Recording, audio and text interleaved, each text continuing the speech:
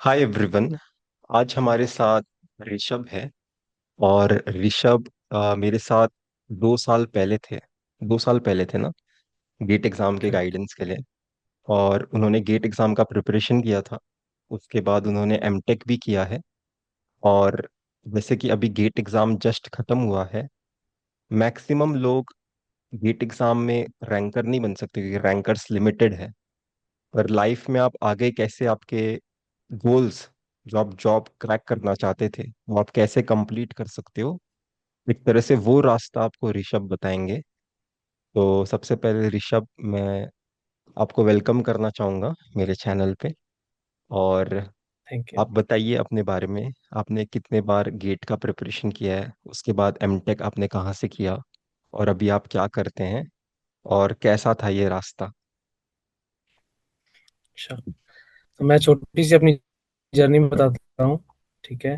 तो मैंने BTech greater Noida से किया, इलेक्ट्रॉनिक्स एंड कम्युनिकेशन में। और बीटेक बीटेक के सेकेंड ईयर में मुझे पता लगा गेट के बारे में। उस टाइम आईआईटी बॉम्बे ने इंट्रोड्यूस किया था कि हम थर्ड ईयर में भी गेट एग्जाम दे सकते हैं। तो उस टाइम मैंने गेट अपीयर हुआ, मैं गेट में, बट मेरा कट ऑफ ओनली सिर्फ कट ऑफ ही क्लियर हुआ था। उसके बाद फोर्थ ईयर में मैंने गेट नहीं लिखा क्योंकि मेरी प्रिपरेशन नहीं थी। देन मेरे को कॉलेज से ऑन कैंपस प्लेसमेंट मिला कॉग्निजेंट में। और बीटेक में भी एवरेज स्कोप मार्क्स थे, और उससे पहले भी हमेशा एवरेज ही थे। उसके बाद एम कॉग्निजेंट में 11 मंथ्स मैंने वर्क किया, और सेम ईयर मैंने दोबारा से गेट लिखा। हम्म। उस साल भी सेम हुआ, सिर्फ गेट का कट ऑफ ही क्लियर हुआ। तो वो मुझे समझ में आ गया था कि हाँ, और मेन रीजन था, मैंने रिवीजन नहीं किया था गेट एग्जाम के टाइम पे। मैंने सिर्फ प्रिपरेशन करी थी, सिर्फ स्टडी किया था सब कुछ, बट रिवीजन नहीं किया था। वो मेरे को लगता है मेरा मेन रीजन है जिससे मेरा गेट में अच्छा स्कोर नहीं आया। औ- और थोड़ा सा मैं फोकस्ड भी नहीं था। उसके बाद मैंने काफ़ी सारे एग्जाम्स देखे कि और क्या ऑप्शंस हैं अदर देन गेट। तो मुझे BITS Pilani, BITS BITS HD के बारे में पता लगा। मैंने वो दिया। उसमें मेरा मतलब ठीक ठाक स्कोर आ गया था, आई थिंक 110। तो मुझे एमिटेड ब्रांच मिल रही थी, but I only wanted to go for VLSI. तो मैंने वो भी छोड़ दिया। फिर आईआईटी हैदराबाद का रिटन एग्ज़ाम के बारे में पता लगा, तो उसके लिए अपीयर किया। उसमें रिटन क्लियर हुआ, बट इंटरव्यू में नहीं हो पाया। फिर लास्ट में लास्ट ऑप्शन इज मतलब मेरा लास्ट ऑप्शन थापड़ था। मैंने और कोई ज़्यादा कॉलेज के फॉर्म भरे नहीं थे। मैंने थापड़ में ज्वाइन किया। मतलब एमटेक था जिसमें मैंने एक्चुअल में हार्ड वर्क किया। और मतलब सबसे ज़्यादा अब तक का मेरा बीटेक, ट्वेल्थ और एमटेक वाज रियली गुड। और एमटेक में सेकंड सेमेस्टर में कंपनीज आई, और उनमें से उनमें से Intel is the first company who came in our college. और इंटेल का इंटरव्यू लाइक सिंगल शॉट में क्रैक हो गया। और बेसिक्स थे, कुछ भी एक्स्ट्रा नहीं पूछा, बहुत बेसिक्स इंटरव्यू हुआ। तो यही लगा कि मतलब आ, कुछ ज़्यादा भी पढ़ने की ज़रूरत नहीं है। अगर थोड़ा थोड़ा भी पढ़ेंगे, बेसिक्स पे भी सिर्फ ध्यान देंगे, तो भी हम काफ़ी कुछ अचीव कर सकते हैं। तो मैं इंटेल में सिर्फ अपने बेसिक्स के बेस पर हूँ, और कोई भी रीज़न नहीं है। तो गेट एग्जाम ज़्यादा इजीली क्रैक करना कि कंपनीज के इंटरव्यूज। Obviously companies interview. ठीक है। तो अभी जैसे मैं देखता कंपनीज हूँ, इंटरव्यू बहुत इजी होते हैं। हाँ, अभी जैसे मैं देखता हूँ कि कंटिन्यू। एक 2 साल पहले आपके बैच में एक स्टूडेंट भी थे। उन्होंने एनआईटी जालंधर में एडमिशन लिया था। उनके भी जस्ट क्वालिफाइंग मार्क्स ही थे।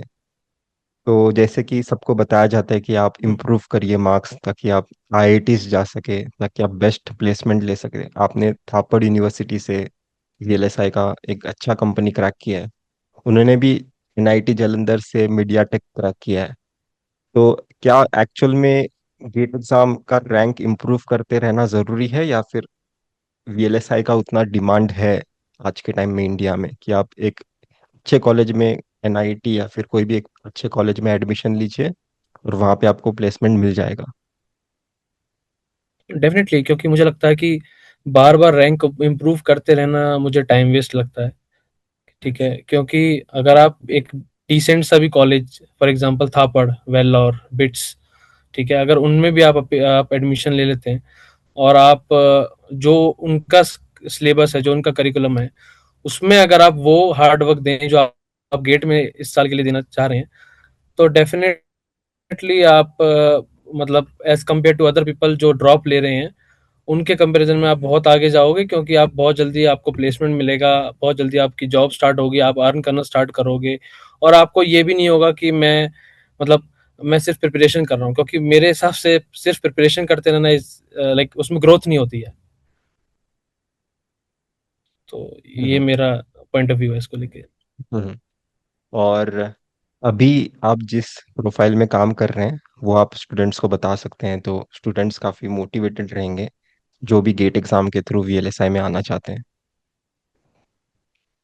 मैं अभी आईपी वेरिफिकेशन पे काम कर रहा हूँ। तो दो डोमेन होते हैं, एक वेरिफिकेशन मतलब फ्रंट एंड, और एक बैक एंड होता है जिसमें हम S T analysis, physical designing, ये सब करते हैं।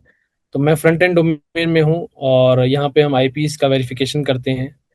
और ये आईपीस एक सब सिस्टम बनाती हैं, और कई सारे सब सिस्टम्स बन के एक एसओसी चिप बनती है। तो वो चिप हमारी एक्चुअल में यूज होती है हमारे लैपटॉप्स में और सर्वर्स में, डेटा सेंटर्स में। तो उनमें से एक किसी एक सिंगल आईपी पे मैं अभी करंटली वर्क कर रहा हूँ। हम्म। और कितने ये कितना टाइम हो गया आपको इंटेल में? मैंने 2024 में एज एन इंटर्न ज्वाइन किया था, और 2024 से 2025 जुलाई तक एज एन इंटर्न। देन वो 1 ईयर मेरा एमटेक सेकेंड ईयर भी था, और उसके बाद मैंने as a full time last year as a full time employ मैंने इंटेल में ज्वाइन किया, मुझे इंटेल से कन्वर्जन मिला, तो हम्म।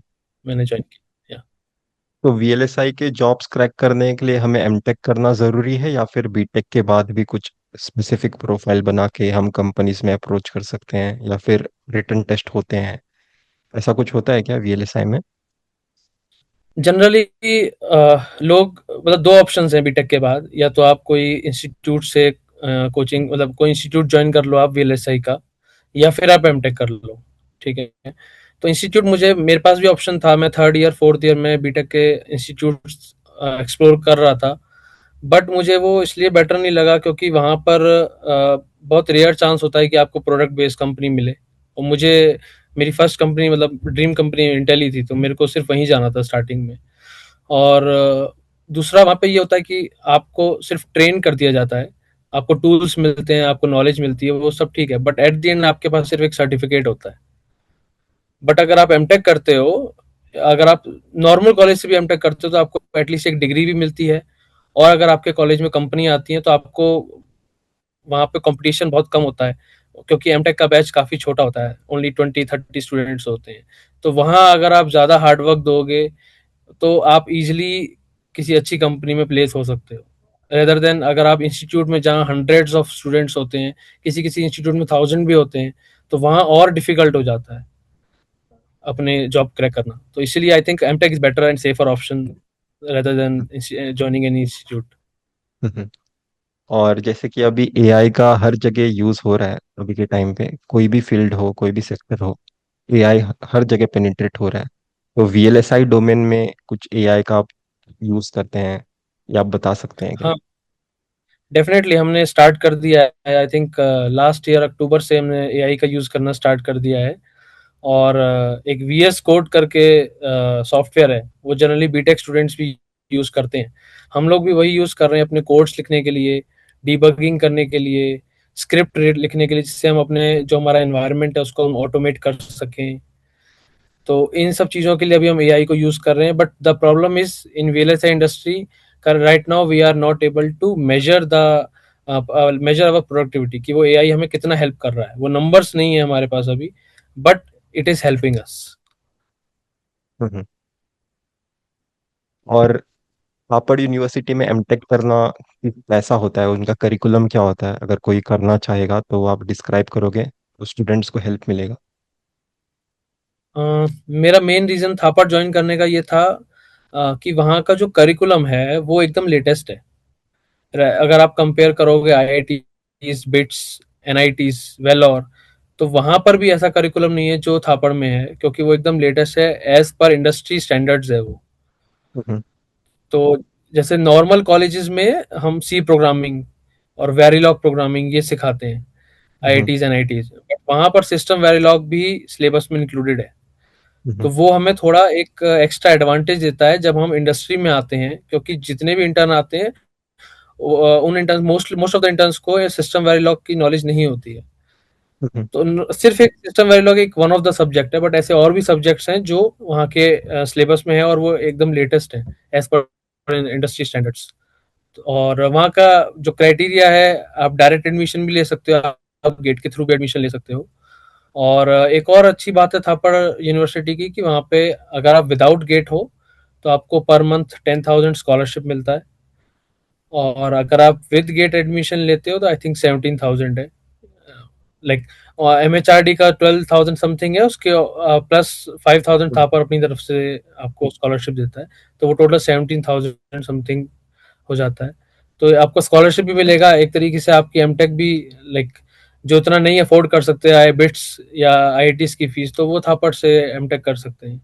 कितना होता है और लगभग कंपनीज फीस? भी सारी, I think 5 to 6 lakhs,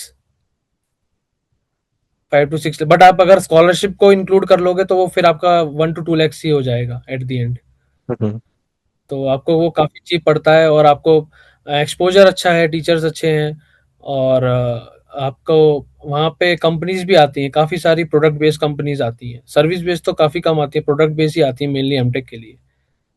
but I will suggest to join only the VLSI branch. Hmm. VLSI branch electronics के लिए तो हाँ, इलेक्ट्रॉनिक्स इलेक्ट्रिकल इंस्ट्रूमेंटेशन के लिए।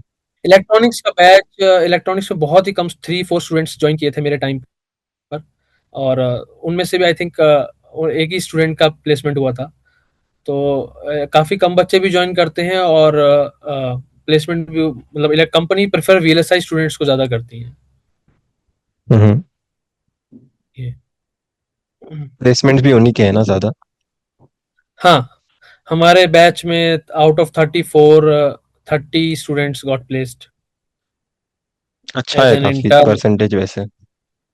हाँ, as an in like different company आती हैं, जैसे Qualcomm, ST microelectronics, Intel, I think this year Cadence also came, MediaTek, last year MediaTek आई थी।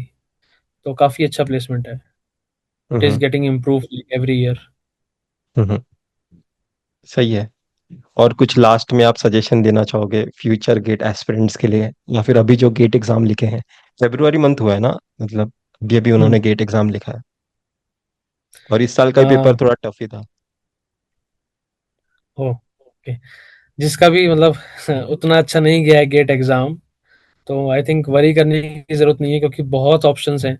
आई ट्रिपल आईटी दिल्ली है, वेलोर है, बिट्स है, आईआईटी हैदराबाद है, ट्रिपल आईटी बैंगलोर, काफ़ी सारे ऑप्शंस हैं। तो इंस्टेड कि मैंने भी सोचा था कि मैं ड्रॉप करता हूँ, प्रिपेयर करता हूँ जॉब के साथ, बट मुझे लगा कि आई थिंक वो उतना प्रोडक्टिव नहीं रहेगा और प्रेशर ज़्यादा होगा वो नेक्स्ट ईयर में। इसलिए मैंने थोड़ा सा अपनी जॉब को छोड़ के रिस्क लेके थापड़ ज्वाइन किया। और मैं कहूँगा कि बस कि बहुत सारे ऑप्शंस हैं, अभी भी टाइम है, काफ़ी टाइम है, अभी तो मार्च भी स्टार्ट नहीं हुआ है। तो 3-4 मंथ्स हैं, उसमें अगर अच्छा प्रिपेयर कर लेते हैं तो I think BITS is the best college for MTech according to me. तो अगर बिट्स में हो जाता है तो वो लाइक बेस्ट है। और जो हार्ड वर्क आप ड्रॉप में लगाने का सोच रहे हो, आई थिंक वो आप एमटेक में लगा दोगे तो नेक्स्ट ईयर आप जॉब में होगे, आप प्लेस्ड हो चुके होगे। तो वो एक अलग, लाइक आपका एक ग्रोथ अलग स्केल पे होगी, एक्सपोनेंशियल ग्रोथ हो जाएगी जब आप जॉब में आ जाते हो तो। क्योंकि जो थ्योरेटिकल नॉलेज है और जो बुक्स में हम लोग गेट में पढ़ रहे हैं या बीटेक के सिलेबस में पढ़ रहे हैं, वो टोटली डिफरेंट है जो हम यहाँ पे करते हैं। बस आपके बेसिक्स ही काम आएंगे, तो बेसिक्स ही जॉब इंटरव्यू हो, चाहे वो गेट एग्जाम हो, चाहे कोई भी एग्जाम हो, बेसिक्स हमेशा रहेंगे साथ में। हम्म।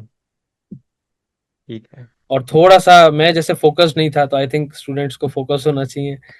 और थोड़ा सा मुझे डायरेक्शन मैं डायरेक्शन से थोड़ा इधर साइड था, बट थोड़ा सा फोकस्ड अगर हो स्टूडेंट और सही एग्जाम की तरफ टारगेट करे तो इजीली क्रैक हो जाएगा।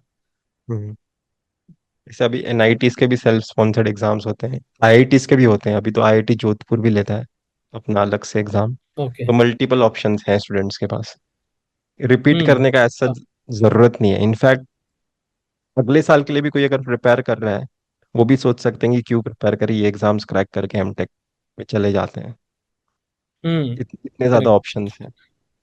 हाँ, अगर आपको पीएसयूज़ में जाना है, वो एक अलग हाँ। ऑप्शन है कि आपको पीएसयूज़ में ही जाना है और कहीं प्राइवेट सेक्टर में नहीं जाना है। बट अगर आप प्राइवेट सेक्टर के लिए आपको कोई प्रॉब्लम नहीं है, तो आई थिंक आपको इसी साल एमटेक जॉइन कर लेना चाहिए, hmm. Instead of doing any time waste in preparation और getting like more good rank. So I think they should join college as soon as possible. Thank you Rishabh, हमारे साथ time spend करने के लिए। मुझे ऐसा लगता है कि ये वीडियो काफी लोगों को हेल्प करेगा। Thank you. Thank you.